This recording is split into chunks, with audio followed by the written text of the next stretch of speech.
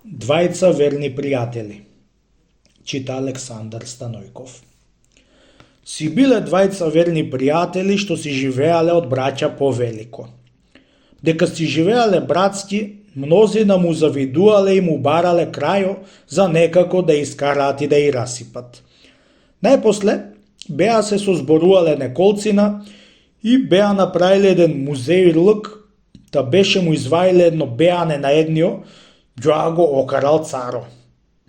Еден излегол да уџија, двајца испад и го усудил царо за да лежи апсаана неколку дни и после да го обесат.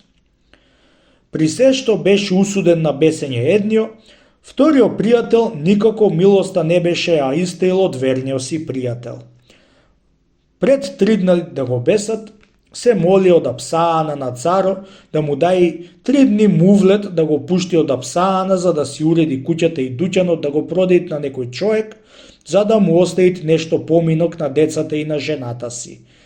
Кога чу царот тој збор, на чудо беше станал, чунки пријателот му што го имал првио, беше се ваќал ќефил да лежи тој 3 дни апсаана и на 3 дни, а ако не дојди нешто тој, демек првио, вместо него да го обеси царот.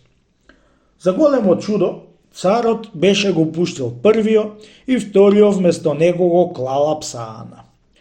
Од кога беше си наредил работите, пред 3 сати си дошол пак во апсаана и го пуштил побратима си од апсаана.